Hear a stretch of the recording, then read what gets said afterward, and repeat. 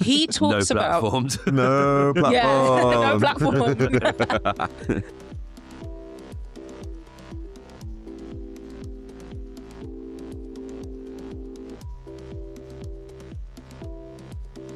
Hello and welcome to this week's Life of the Party, a deep dive into everything to do with your party, the Green Party, a New Left Party, whichever party we'll all end up being part of. I'm your host Shanice McBean and I'm here with my friends and comrades Joe. Hey. And Jonas. What's going on? So this week you're tired and croaky and slightly hungover hosts. We'll be digging deep into debates on economic populism, class and identity, as well as the hype and turmoil around the Green Party conference and the world transformed. So Joe, you're a Green Party member and you were at the Green Party conference. So what's the tea? Yeah, so I was at the Green Party conference last week. It's worth saying I'm a Green Party member and a Your Party member. I don't want to get too pegged yet. But yeah, I was at the Green Party conference last week and it was interesting, you know. There were 1,500 people in Bournemouth. Bournemouth is great, by the way. If you've never been to Bournemouth, you should go. Beautiful beaches, surfing. I did not know there was surfing in Bournemouth. Good football team. Good football team, although they did recently beat Tottenham, so Even better. Yes, not going to talk about that. But yeah, the conference, it was really good. There were 1,500 people in this conference centre in Bournemouth. So it's a lot smaller than say Labour conference, which is 10,000 people. Although many of them 10,000 people are not delegates and not members, but they are lobbyists and campaigners and all that kind of thing. The thing I say is that there's not a suit to be seen. Like no one's wearing suits.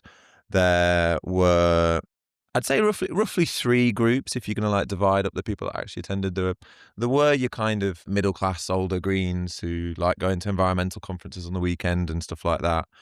But there was definitely a growing contingent of Muslims, often working class Muslims from across the country, to be honest, like not just from the south, especially a strong contingent around Mothin Alley from Leeds, I think. And then there were just quite a lot of radicalised young people, Gen Z people who had not been through Corbynism because they were too young and who were there and bringing their politics and bringing a radical edge to stuff. So it really isn't, even at the level of the conference, because obviously it takes time for people to join the party and come through the party and get to conference. Even at the level of the conference right now, it's not the typical kind of like older white middle class party that a lot of people see the Greens as. And I think we need to give them credit for that. I think it's definitely...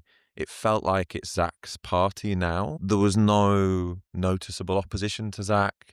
He got multiple standing ovations during his speech in a party where standing ovations really aren't the done thing. There was one motion about trying to stop new members voting in elections within the first 3 months of their membership, and that got voted down massively. And that was the only motion really that was very oppositional to Zach. And, you know, you see Carl Adenia, the previous leader, come on and just be incredibly positive about him and introducing him and stuff. So I think we need to remember that just the Greens are very different to the Labour Party and that they just do have this more collegiate atmosphere where I think they are just going to get behind the leader in quite a big way. I'd say the democracy was exciting. Like I was in the plenaries. I mean, I only had a press pass, so I snuck into the plenaries. But I was in the plenaries. I didn't vote. But I was in the plenaries, and you know, they genuinely were deciding the future direction of the party and what the party was going to do. It was messy and it was often imperfect, and you know, it could be a bit all over the place sometimes. But it was genuine, and it was very different to the stage managed kind of like union block vote situation that you have in the Labour Party, for instance. So it's just very, very different to that. I'd say you could definitely see the kind of the scars of the battles that a lot of the younger activists had been through with some of the kind of like transphobic members of the Green Party who are mostly like not really part of it or not a major part of it anymore. You could see the scars on some of the younger activists in the sense that there was a certain like intensity and militancy to them that came from that. But it wasn't a big thing at this conference at all, but you could kind of like see the history there. And I'd say, you know, like shout out to Greens Organise who felt, I went to their party on the Friday and they felt insurgent and they felt exciting. They had, as I say, a lot of younger people there. They had some brilliant potential working class leaders speak. You know, this woman from Manchester that would just, I think, make a fantastic candidate for Manchester mayoral. They got this young kid, like 17-year-old kid running for mayor of Hackney or deputy mayor of Hackney. And it's just, there's some real good people and some real like interesting people in that. So yeah, I found it exciting. I'd say, look, the downsides, I wouldn't say a lot of the panels and the fringes were the most exciting. I would say that the whole thing could definitely be bigger. You know, it's now pushing 100,000 members. There are only 1,500 people there. It could definitely be bigger. But overall, you know, I would describe it as a foundation to build on. Fascinating. Now you got to tell me I'm wrong. Now you got to tell me I'm wrong. Maybe I should say as well that I did on one of the mornings, instead of going to conference, sneak into the spa and sauna of a fancy hotel and then go swimming in the sea with 2 random old blokes that I met in the sauna. So I did just have a really good weekend. And maybe that's colouring my view of the conference a bit. It sounds electric, Joe. Yeah, I mean, it was fun. It was fun. I mean, anyone who's walking into this current moment that we're in, with everything that's happened in your party, with any confidence and with any kind of guarantee about what's going to happen, is, I think, for the birds. So I think there's, you know, room for a level of humility between comrades, like in how we talk about these things. And to be honest with you, like, I mean, the contrast between the two events over the course of the weeks, the Green Party conference on the one hand, and then like the absolute car crash of your party, is just like, yeah, I mean, it's demonstrative, right?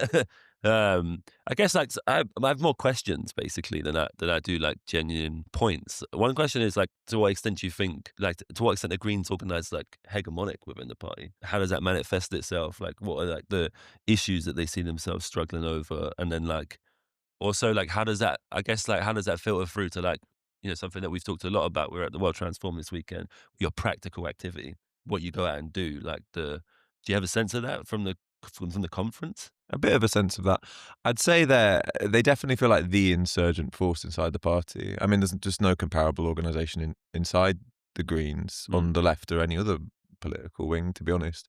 And they definitely seem to be, alongside the Young Greens structure, they seem to be like the home for a lot of the young people in the party too.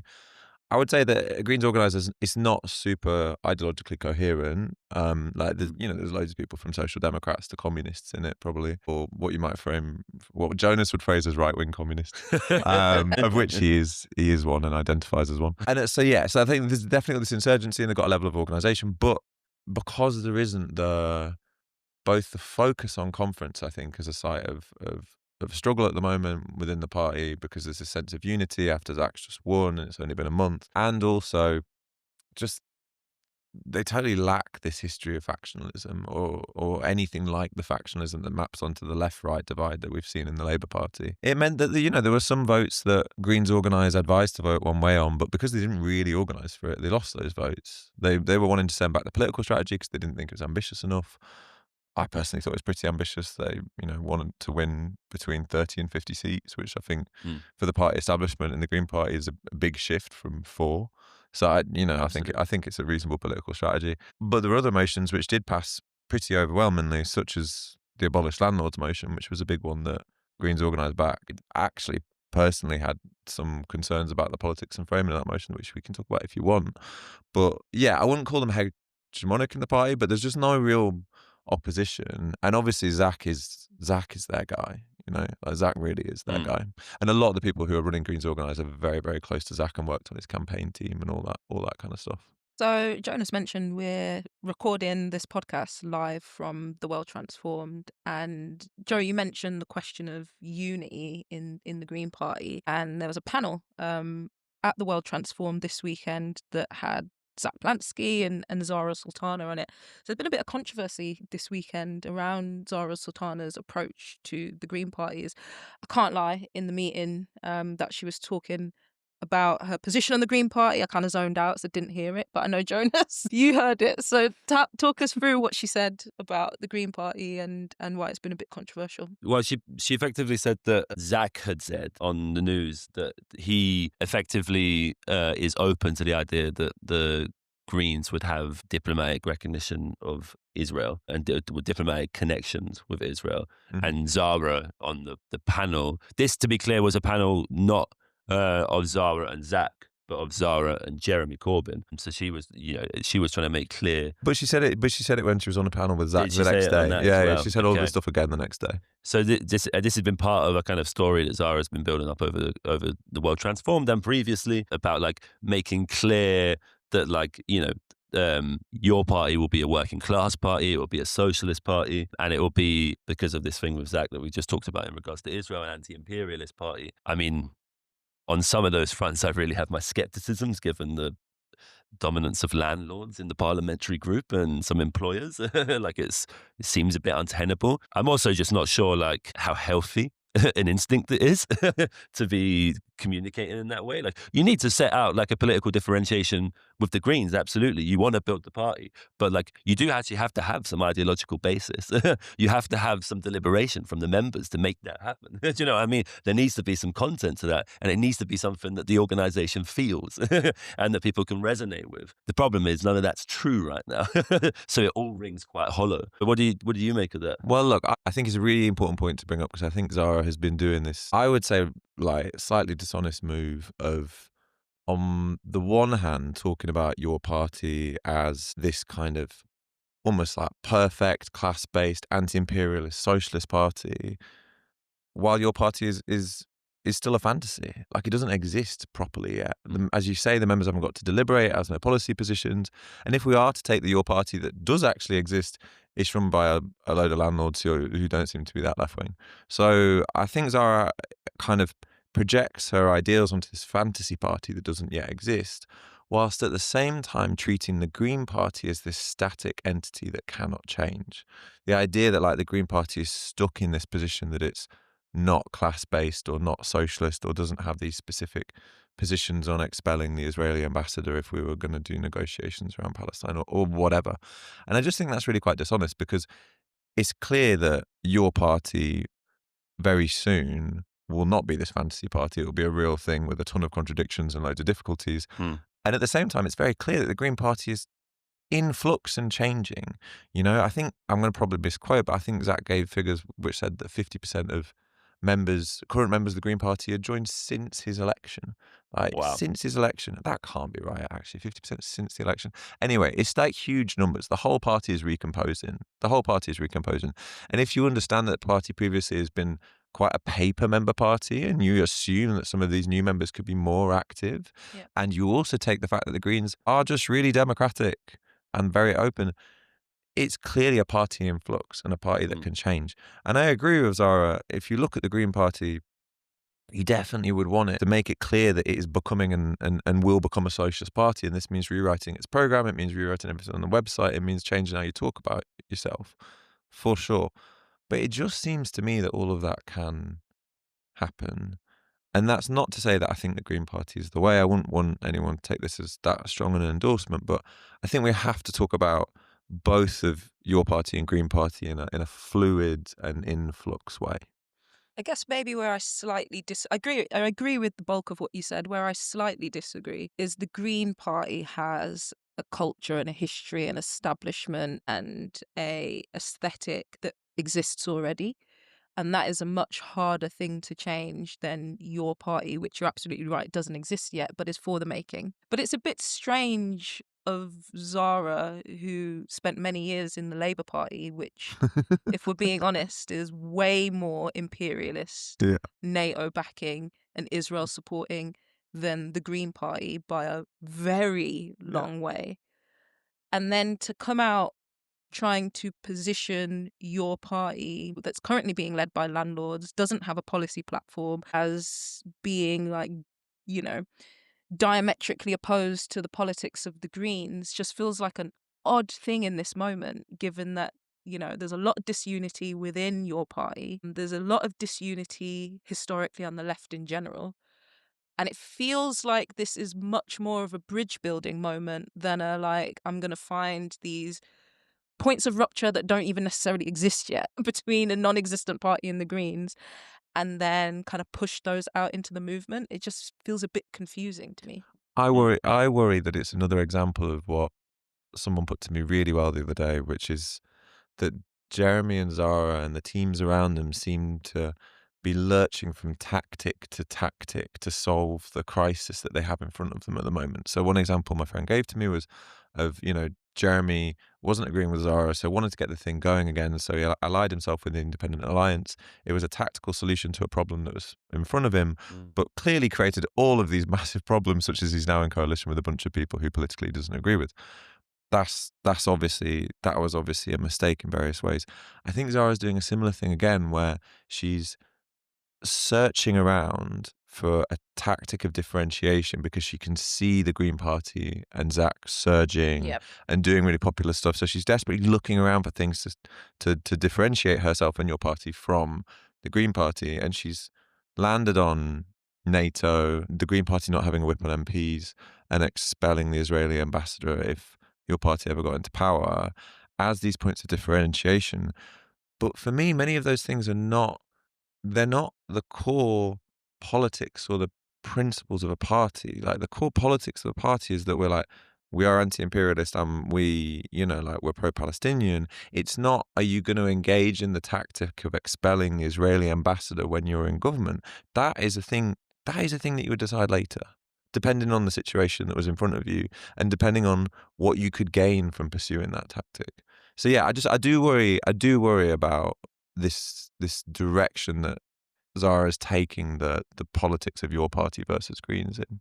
But also equally, the Greens can turn around and say your party is transphobic, sexist, and run by landlords. So we're going to differentiate on that basis. And notably, Zach Polanski is not doing that. Yeah, exactly. Yeah, different style of leadership, and I think one that is probably meeting the moment better. Yeah, I mean, the shame is that, expelling the Israeli ambassador, and going in on that would probably be quite popular if it wasn't amongst large swathes of the population who have seen the genocide and have seen all of the horrors that have gone in Gaza. But if it just becomes this kind of thing you do to beat people around the stick, beat people with a stick on the left, that's quite hollow and is kind of a canvassing without developing meaningful organization behind it, then you're kind of taken away from what could be serious points of antagonism with our enemies. And that's what I kind of find quite frustrating about all of this. It's it's politics as a game. And to go back to Shanice's point earlier, I really think that the really good argument against the Green Party and against the Green Party being a socialist party is that it just has too much history and too much baggage and too deep a culture that will be too hard to change because it's an organization that has existed for decades. And I think that's a very strong argument. And I really wish Zarah would make it, because I think that is the best argument for your party. It's we recognize there's lots of good stuff going on in the Green Party, but you're never going to be able to make it into a truly socialist party just because of all of these decades that have come before. And it is really the core question, right? Is it going to be harder to change the Green Party into a socialist party, or to build a socialist party from kind of the wreckage of your party? That is the core question. And it's an open one at the moment. Yeah. Can I just ask you one more question? Yeah, go for it. You talked a bit about the abolish house landlords proposal that was passed. Do you want to talk about your disagreement with it, or sure. And I think this gives a bit of a look. Maybe I'm old and cranky when I'm saying this, or I'm being right wing. I don't know, but I think it gives a sense as to some of the politics inside the Green Party at the moment. So you had, a lot of Greens organised backed it, but it was a younger cohort of people who came out and they've been trying to get this abolish landlords motion to conference for many years. They've finally got it there, and the content of the motion was brilliant. It was all about, building more council homes, lots of stuff that would be taxing landlords as well. Yeah, taxing landlords. Loads of good stuff. Basically, loads of stuff that would move towards ending landlordism in the UK, which is obviously something we need to do. Yeah. Right? I think the problem with it was the fact that it was called abolish landlords. So abolishing of a specific kind of person or specific people. And a lot of the arguments made around it, which were quite, I would say, individualistic and moralistic. So that there were people that would get up on stage and they would say, I hate to break it to you, conference, but there is no good landlord. There is no good landlord exists in this country. And then you get, and this did happen, a poor, 50 or 60-year-old, working class disabled woman stand up and be like, well, I have no way of earning a living. I live in a little flat. I've got my mum's flat as well. I rent that out. I don't really know what else I can do. And then there's just this kind of weird awkwardness and tension. And, this is not to say that all landlords are in a situation like that. Of course they're not. What I think this is to say is that we need to try and move away from this kind of like moralizing, individualizing politics where we're trying to create a sense of guilt and shame over who one might be or what one might be doing. Because to exist in capitalism and to survive in capitalism, sometimes people have to do bad stuff, or stuff that's not ideal. And I think that was my problem with it. It wasn't the content of the motion at all. The content was great. I just wanted it to be talked about in terms of ending landlordism rather than abolishing landlords, which may sound a bit picky, but it felt important at the time. Yeah, I get what you mean. I mean, I'm very much of the bond landlords philosophy, Mm. but I get what you mean. I think there is a similar debate that plays out in the police abolition movement, and it's particularly around this word abolition. And in fact, oftentimes when we're talking about abolition, we're actually talking about a vision for a completely different world. And maybe it's better to talk about and talk from that positive vision as opposed to the kind of negative, what are we getting rid of? Nevertheless, I do actually think we should abolish landlords and landlordism. I think we should, in this sense, I'm fine with abolishing. Like, I think the abolishing landlordism is great. Let's get rid of the structures that push people to be landlords. Like let's do that. And I do think there has to be some sense of social shame and stigma attached to being a landlord as well. Like, Yeah, I definitely. do think that is a really important component part of it. But it just felt like the way this motion was been approached was a bit. I'll try and be generous. I think it just felt a bit. It felt like it came from millennial and Gen Z graduates for whom the biggest enemy in their lives so far had been the landlord, and that was understandable. But it very obviously came from that cohort, and I think it was limited for that reason. I think this is something we should really explore in the future of the podcast, because and we should discuss more on the left, because fundamentally left majoritarian coalition is going to be a kind of anti-rentier coalition, right? Like a coalition is against landlords, against landlordism, but also against the way in which particular capitalists and asset managers hold on to assets for their own profitable gains, and the way that is contributed towards the abandonment and decline which shapes the country in which people see and witness in the physical environment and in their bills. But there's this other side of it as well, which is that in the late 19th century, Engels has this pamphlet called The Housing Question, and he's arguing with Proudhon, who's an anarchist who supports petty proprietorship, which is a form of home ownership. And Engels is arguing against this. He's saying, no, this is we need the socialization of land. We need the socialization of homes. That's obviously not the picture in Britain today. That's not what happened. There's this kind of broad question of what the left does and what a left majoritarian question does about the fact that one of the means of survival, one of the means of reproduction, one of the central features of the social contract under neoliberalism and under Thatcherism was private home ownership. And it was landlordism. And so we have to be able to think about how we construct a meaningful agenda that starts to unravel it. There are bits of capitalism at the minute with rising interest rates, which could help feed into even though rising interest rates are bad, and we should get rid of we should disempower the Bank of England and think seriously about how those reforms and radical reforms would work. I do think this question of petty proprietorship is one we have to start to take a bit serious, because it is that kind of atomized, individuated form of reproduction which loads of working class people turn to, and we're going to have to reckon with that basically, and what kind of policy agenda and organizing agenda copes with that and deals with that. Yeah, for sure. I think one of the things that I like to emphasize about Green Conference as well is that there is, obviously a lot of us have talked about the important and exciting thing about your party is that we can do base building work and build kinds of power that aren't just electoral and connect them up with renters unions and trade unions in various different ways. I do think there is an opening in the Green Party to do that, but it comes from a different direction.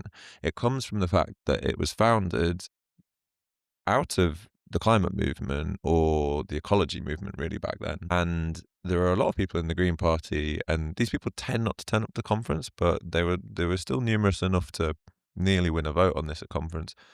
There are a lot of people in the Green Party who just don't actually have a national electoral project and are not that interested in electoral politics, because really what they want to do is put solar panels on roofs of schools in their communities.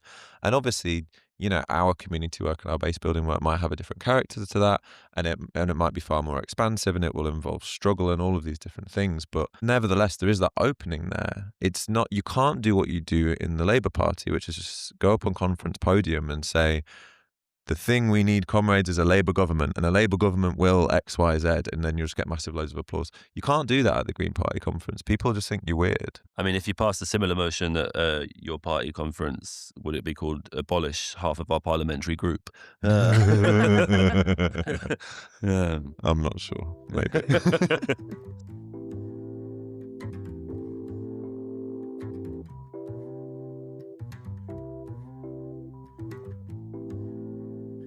One of the other key debates is around economic populism, class and identity politics. So, Jonas, you're going to give us the hot take this week.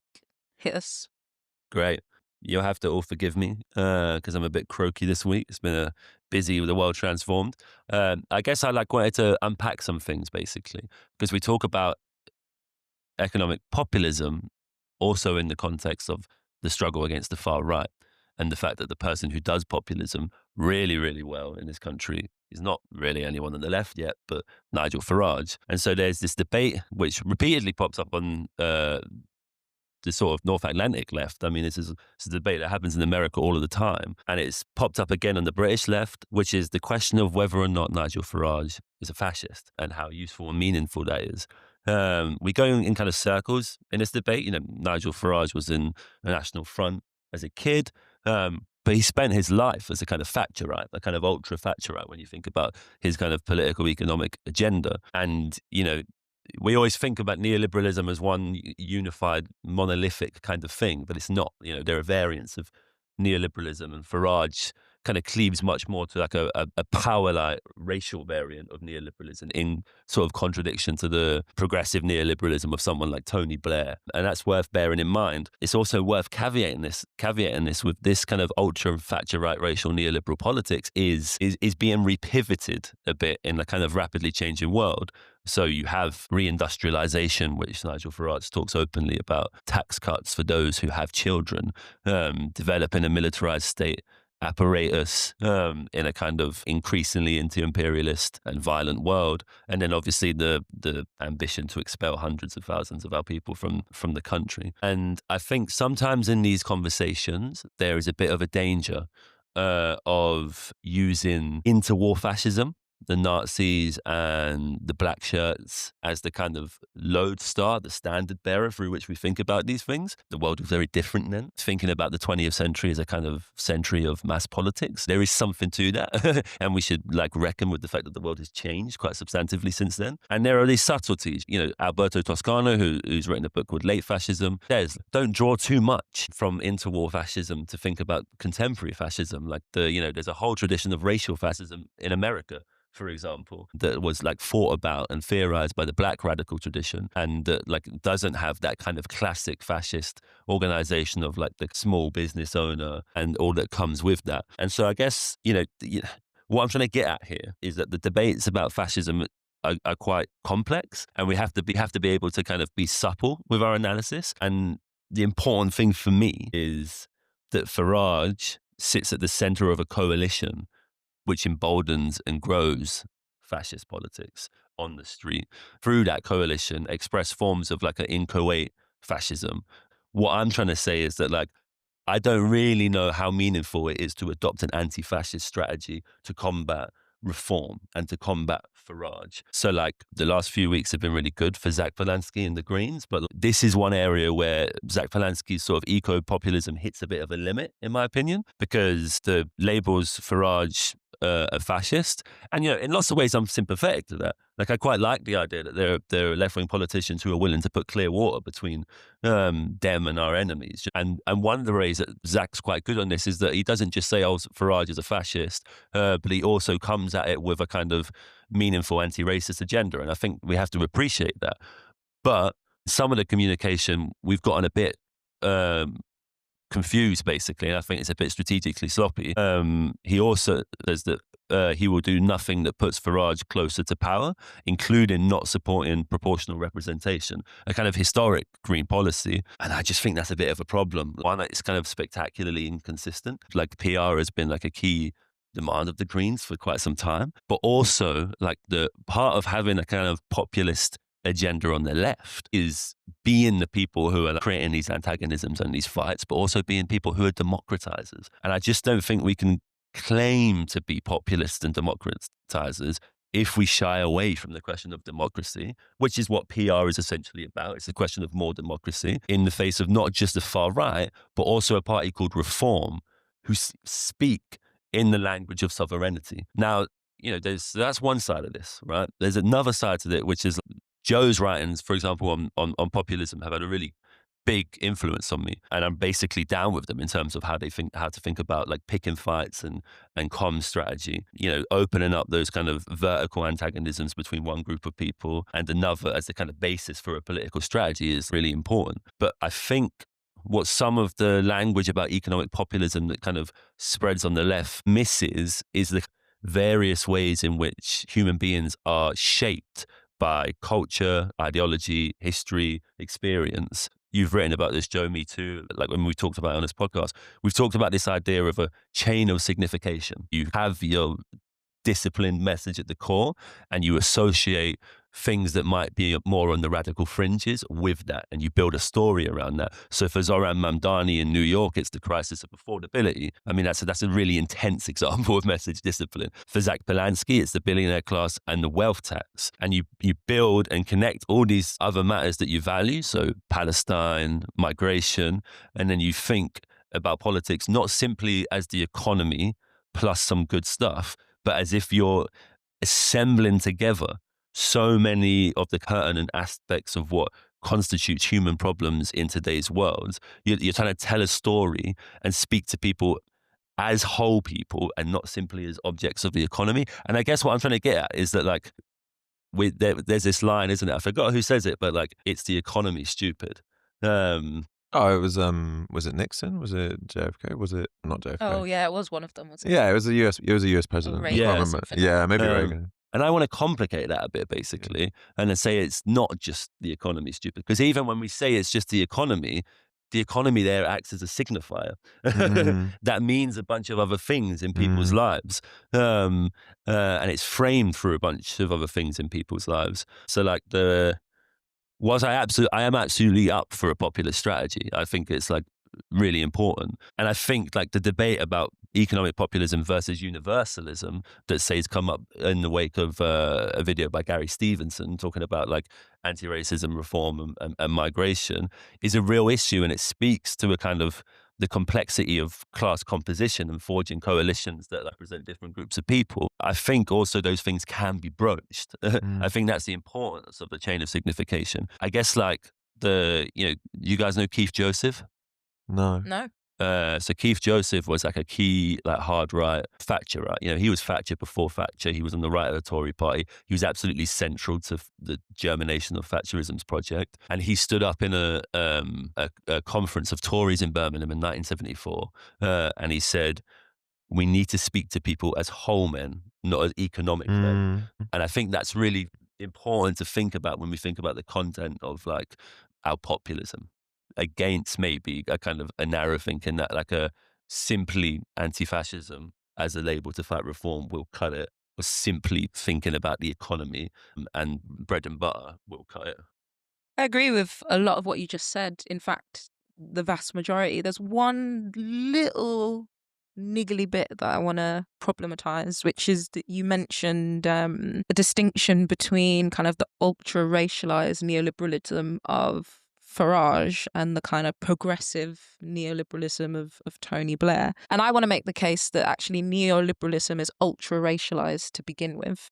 So if we look at, and this is obviously taking just a small snippet of the development of neoliberalism, but the information and tech revolution in the UK and the kind of concomitant deregulation, financialization and privatization that came with that meant that our kind of productive economy was moved to the global south, where hyper-exploited workers were made to do the worst, most dangerous, most laborious work of kind of, production for the tiniest costs. And this kind of system of production moving to the global south, whereby kind of global south workers, stay at the bottom of the pile and Western workers are able to have more comfortable lives, is maintained through racism, right? So, you've got the imperial paternalism of, well, those countries are just corrupt and debt-ridden and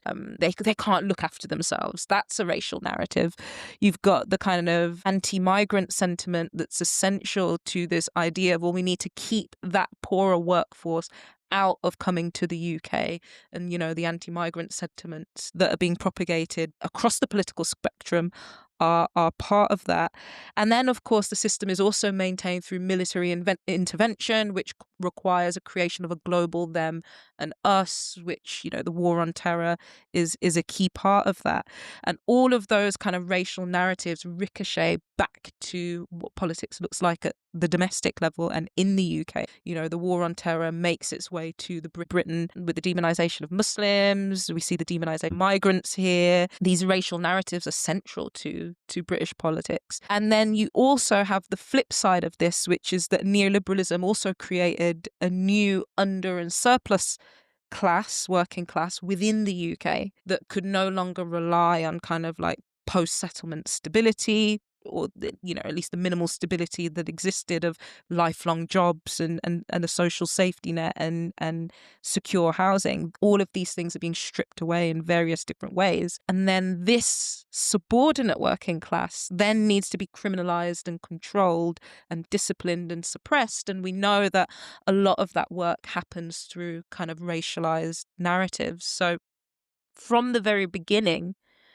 things like the cost of living crisis, things like, the lack of secure housing, the destruction of our public health services, the absolute, growth of inequality and poverty in society that is wrought upon the working class in Britain from neoliberalism from the very beginning is connected to a global racialized hierarchy of hyper-exploited global south workers versus the kind of working class in Western countries, and how that global order is maintained through racialized narratives. So that's a very complex argument, which I think can't be very well held by short snippets of debates that happen online. But it's very frustrating for me when, for example, commentators like Gary Stevenson say that we have to have this kind of narrative discipline around the wealth tax, which is, primarily a comms strategy, as opposed to what I think we actually need,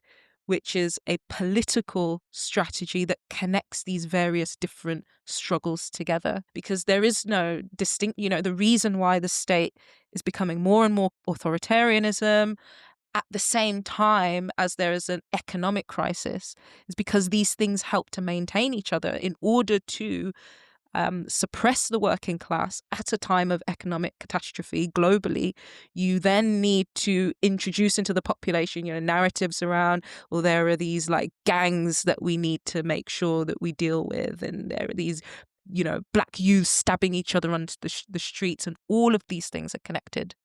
Yeah, I mean, I agree with a lot of that. I think maybe there's a slight, and maybe we'll get to this a bit more later on in the podcast, but I think there's a slight question around temporality and moment, in that I think there are some moments and sometimes that do call for message discipline, specifically electoral moments, actually. And I think within the electoral, when you're going out and asking for people to vote for you, essentially, and endorse your party in some way, you're approaching the electorate as a relatively static thing. I say electorate quite specifically rather than people. You're approaching the electorate as quite a static thing.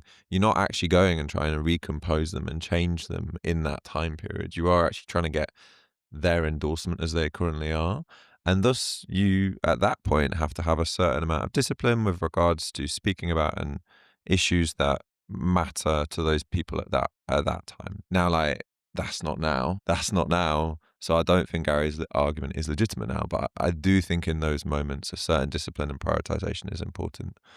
I do just want to kind of ask Jonas a question, though, before diving really into it, which is, what's the link between running an economic populist strategy or not and calling Farage a fascist or not? Because I suppose I could imagine running an economic populist strategy but trying to avoid labelling Farage a fascist.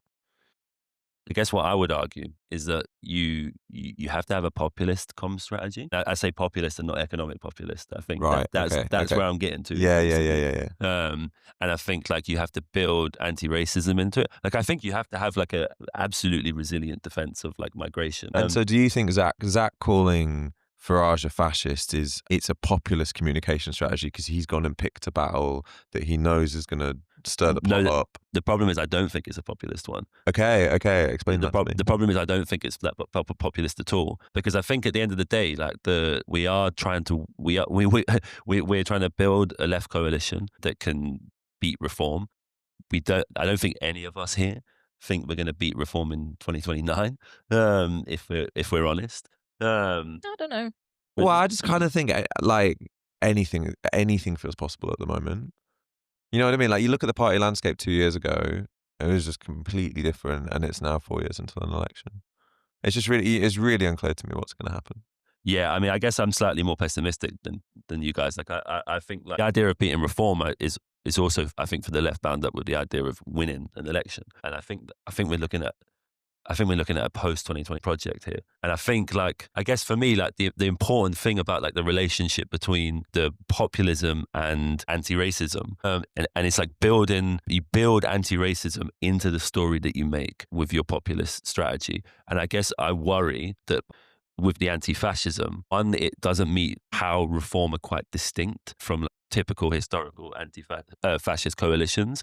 I'm also just like, ultimately, particularly in places like I live, I'm not interested in making any concessions on my anti-racism, but I am interested in winning over reform voters to our agenda. And I guess I worry a little bit about the tendency towards an anti-fascist bloc and an anti-fascist coalition, because I do think there's a part of me that I do think there's a part of that not only is it not populist, but it will lend itself electorally meaningfully to coalitions with people that we don't want to be in coalitions with. I'm not saying that's definite, by the way. I'm not saying that's overdetermined, but I think it lends itself to the idea that we have to do everything to keep Farage out of power. And that means we enter into coalitions with Labour or the Lib Dems, or we have confidence in supply agreements with them just so that we keep reform out of power.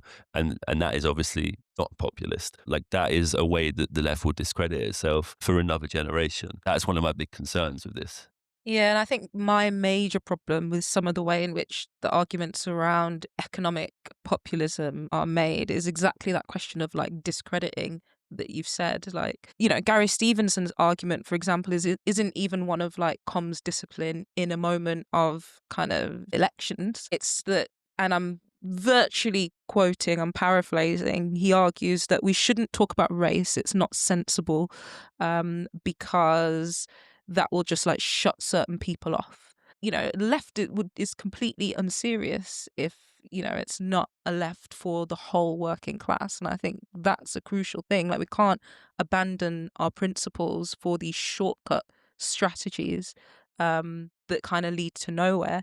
Another point is if also you're kind of taking a holistic view of the economy and understanding the ways in which race and economics intersect, there are really powerful arguments that really undercut racist arguments that are also economic but don't ignore race. To give you an example, going back to that story that I painted about neoliberalism earlier, because of the kind of structure of the economy and kind of where production is situated in the global south, and then kind of how the global north is able to profit off that hyper exploitation that happens in the global south, in terms of like raw materials, energy and labor, from 1990 to 2015, 242 trillion, I think it's pounds is the currency, has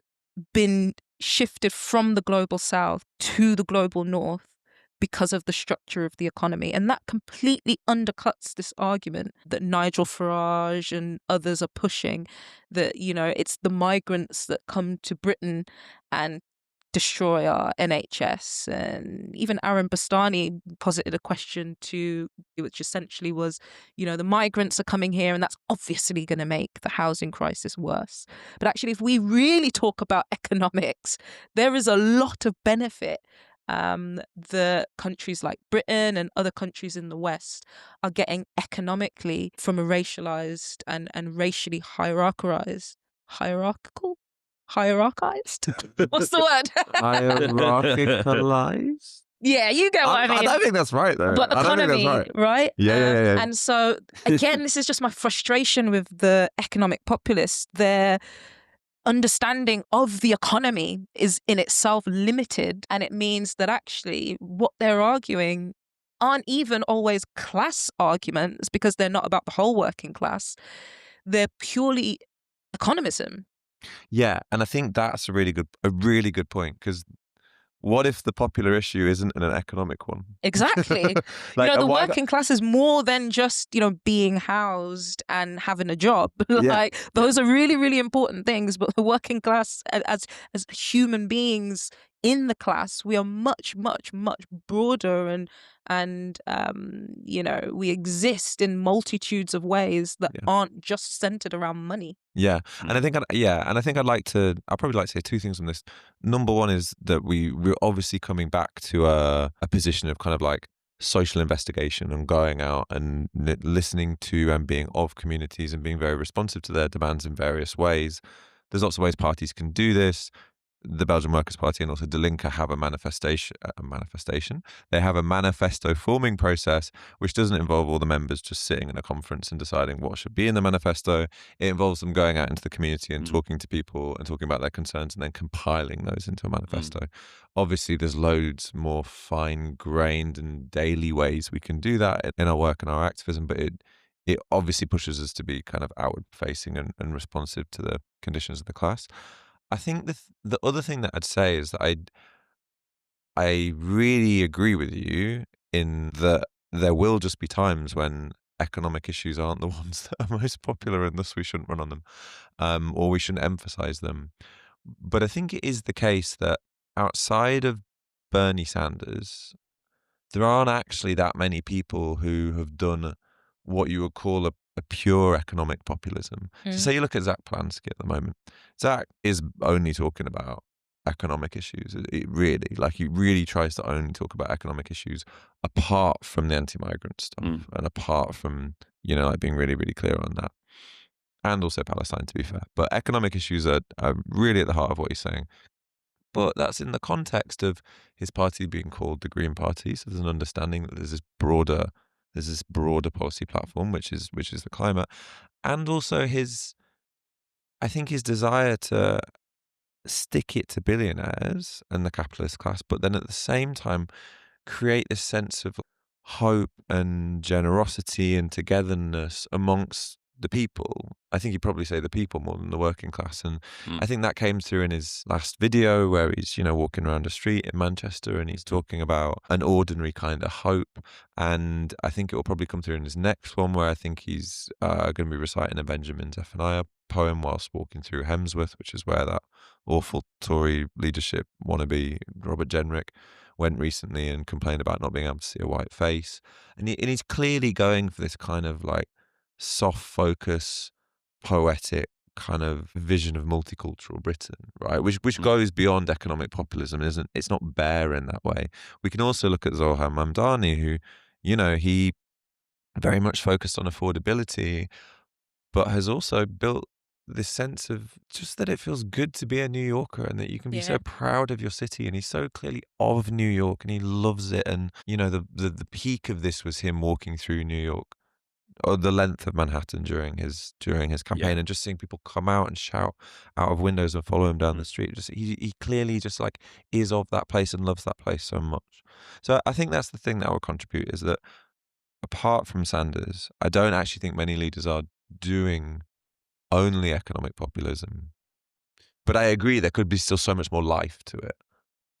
Yeah, I mean, just a few things on that. Like, I mean, even Sanders, to be fair, like the one of the most moving bits of like political comms that I've ever watched is the kind of video that he did with the sister of a man who was like murdered by the police. And so like even Sanders was kind of building in anti-racism, anti-police violence thing into the campaign. So sometimes it's not as straightforward as just to what extent has economic populism meaningfully been tried is maybe a question that we could ask ourselves. And Zoran's campaign, like so much of Zoran's campaign is about a right to the sea. Do you know what I mean? Yep. And of course, that's like an economic question, but it's also a question about the space of where you live and how you can transform the space of where you live. And so, yeah, like there are two examples where I think we, can kind of qualify and complicate the question of what economic populism actually means in practice. Yeah, and I want to also say that I really agree with what Zach Plansky and other politicians are doing in terms of they're trying to reconstruct a new them and us, right? The them and us constructed by the far right and the mainstream media and the Labour Party is that, we've got British people and we've got migrants, and you, the British people, are being fucked over by migrants. And of course, what this attempts to do is to flatten class differences into the nation.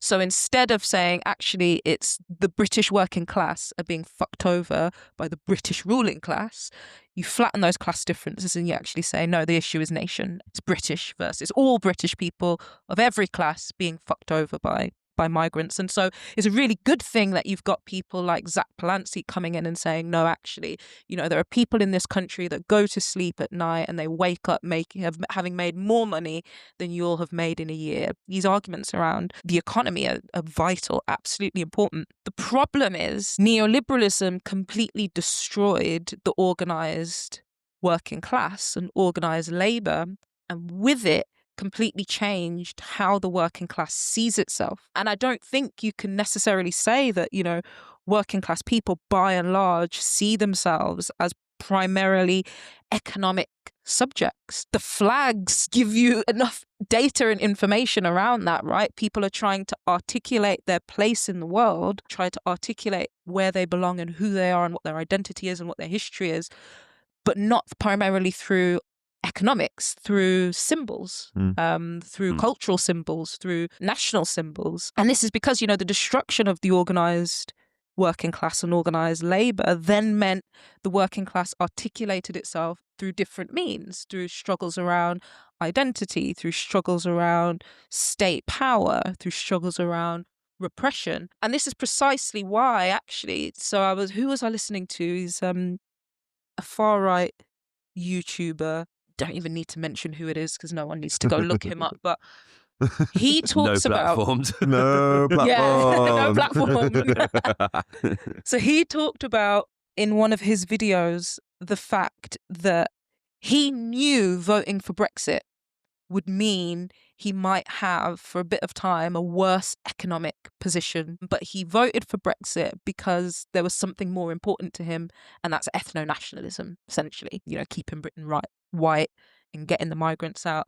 And I think there is something a bit paternalistic in the the pure economic populist arguments of like Aaron Bastani and Gary Stevenson, where it's like, if we just talk about economics, we'll be able to trick these working class people into recognizing what their real interests are, as opposed to maybe listening to what people are saying their real interests are, which is they don't feel they belong, they don't have a sense of connection and identity, they're at a loss about what their place in the world is.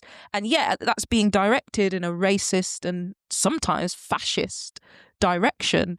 But I think we need to hear what it is that people are actually saying. And neoliberalism both destroyed our living standards and destroyed our ability to feel dignity and respect and belonging and a sense of purpose. And both of those things are important. Yeah, totally. And it's funny that I was in the US for a couple of months this year, and I was, I drove through Trump country for ages and met a lot of Trump voters, but I also stayed in some cities and met a lot of quite stressed liberals who were really perplexed as to what had happened in their country. And in various different ways, the refrain was, I don't understand why these people would vote against their obvious interests. Yeah. This was always the case. And it was interesting to hear this argument, which is, as you say, kind of encapsulated in the pure economic populist position, also come from people who are very liberal and who voted for Kamala Harris and were classic coastal elite kind of people. And I think you're completely right in sense of identity and belonging and community and feeling like you have a place in the world is an incredibly important thing that we can speak to. And we have some answers to that, and we have some stories to that often aren't told. One of them that always sticks with me, and it was from a clip that I think Ash did on Navarra, where she talked about town centres in the UK and how the right talk about how it's all because there's just too many South Asians, there's too many Muslims, and there's like rubbish everywhere, and it's all shit and whatever. And she was basically saying, no, look, like the problem is that global capital has come for your town centre and it's made it identikit and boring and the same as everywhere else, and it has stripped out the culture from it. Like I see this in Barnsley, where I'm from. I'm from Penistone, just outside Barnsley, and obviously famous as an ex-pit town. The thing that you notice when you get the train through is we've got a massive bingo hall, because we do have a massive bingo hall. But the whole town's been redeveloped over the past 10 years or so. It's been this big thing, and it wasn't great before, it's true, but now it's just this identikit concrete centre where you've got all the same shops. It's a Claire's Accessories, it's a Topshop, it's a Superdrug, it's just the same. And you just look around and it's like you could be anywhere. It's that kind of sense of air cafe, where you go in a cafe and it's like, well, I could be in London or Manchester or Leeds or Berlin or fucking Buenos Aires, or you know what I mean? I could be anywhere. That's the force that's like really stripped the culture and community out of a lot of our town centres, for example. And it's actually, it's a force that parts of France or Italy really, really resist, and actually they do maintain their history and their culture in a far stronger way. Yeah, and just to add on to that point, I think of like Zoran Mondani's campaign, where he takes an issue, right, whether it's cost of living or actually particularly affordability, and he takes the universal, therefore, and he allows different entry points into that conversation of a universal issue through particular experiences. Halalflation. The halal cards. Yeah. You're a young family that can't afford your rent, or you're a mother who can't afford childcare. And I think of an issue like gentrification. So you were just talking about housing and how gentrification is really similar, particularly in London. So gentrification obviously works by property developers buying property, pushing working class people out of their communities. But that's the economic part. There's also a social and political part to gentrification, which is the introduction of repressive new legislation that introduces new criminal offences that literally physically allows you to clear space of people to make way for the gentrifiers. So I'm thinking of, Tony Blair introduced legislation around antisocial behaviour that was in part used as, clearing what he called sink estates.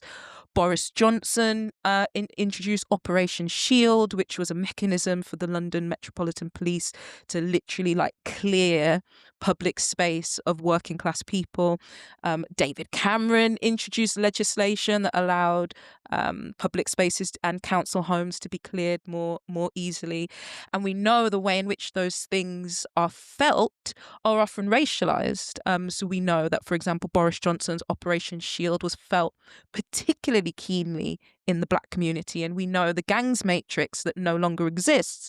But when it did exist, if you got put on the gangs matrix, it made it easier for you to be booted out of your council house, for your family to be booted out of your council house. Black people were experiencing that kind of the forces of gentrification, sometimes through racist policing. And so what we should be doing, and this is where, Jonas is absolutely bang on, is we should be taking these universal issues that affect everyone and entering them through the particular, entering them through the different experiences of the working class, not trying to collapse the working class into just one singular white experience.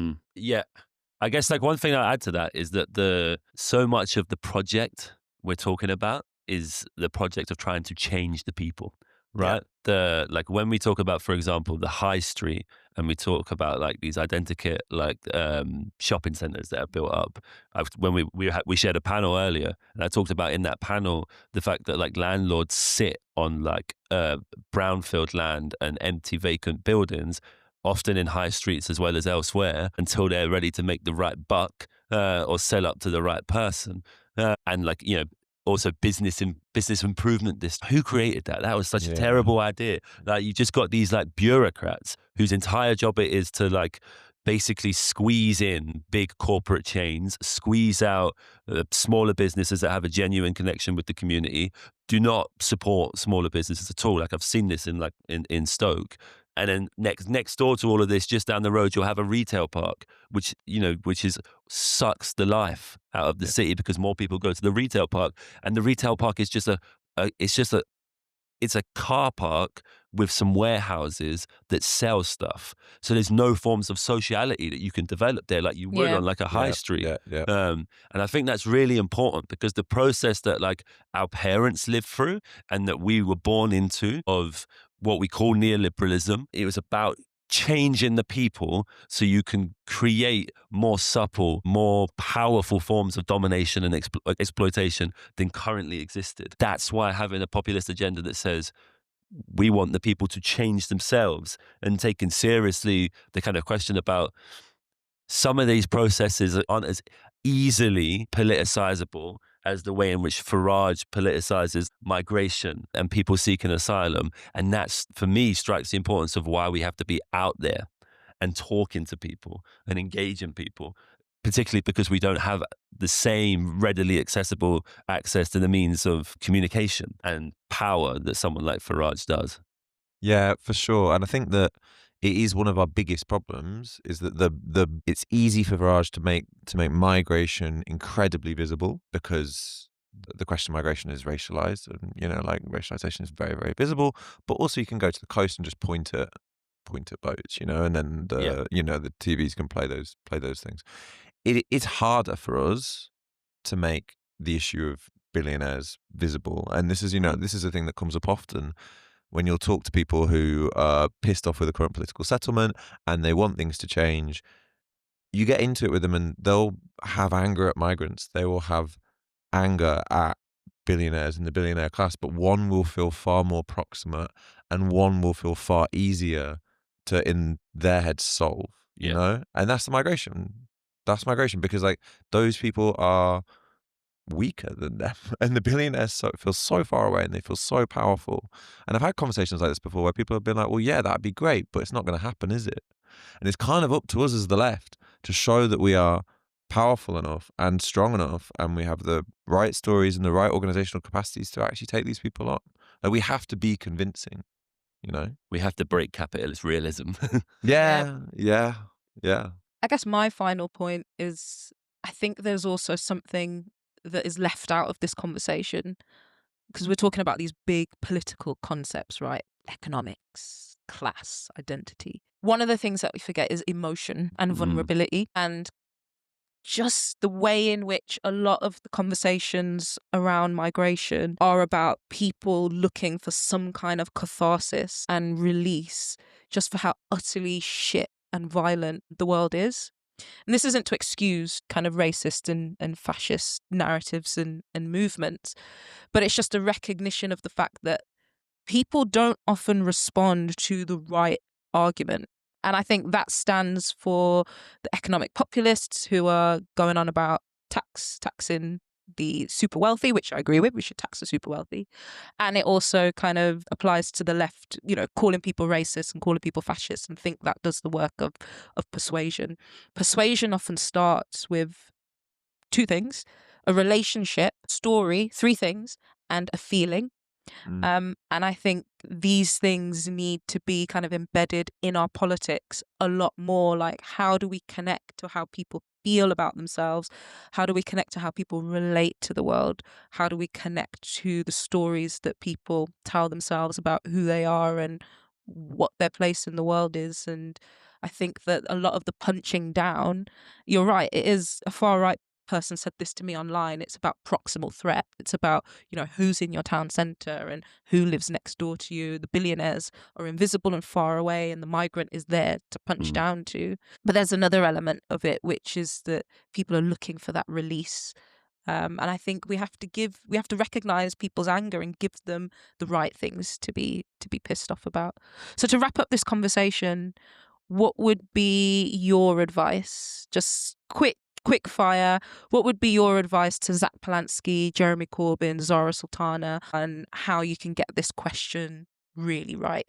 I don't know what the answer is on calling Farage a fascist specifically, although I think I would definitely say to Zach that now you've said it, if you're challenged on it, definitely continue to say it. Like the worst thing would be to prevaricate and back down from such a thing. You know what I mean? And that seems to be what he's doing. He was on Question Time, and he also went and called Zia Youssef a fascist, and Zia didn't seem to have any idea as to what to say back to that.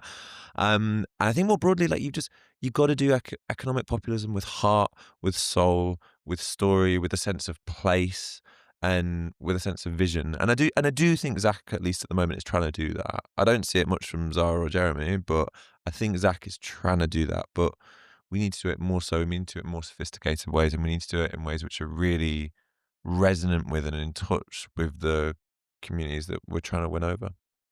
And you, Jonas? Just short and simple.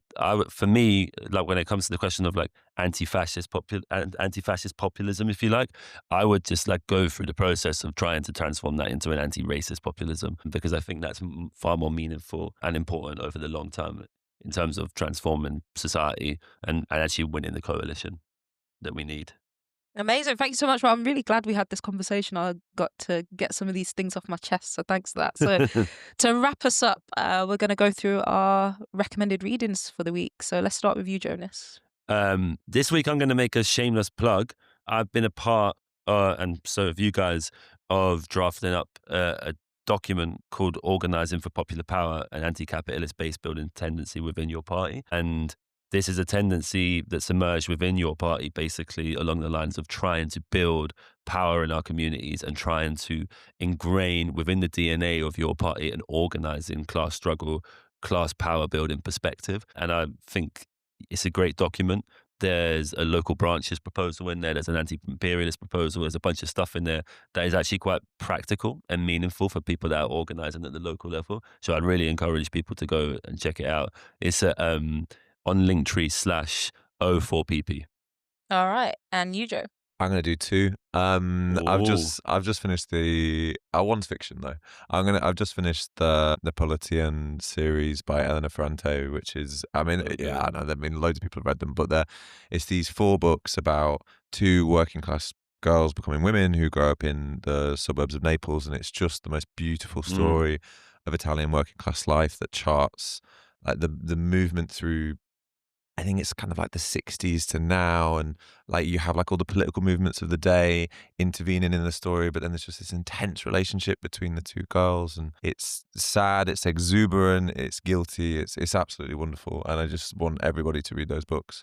And then I think my second one, which I will talk about really quickly, are the Congress documents of the Belgian Workers' Party.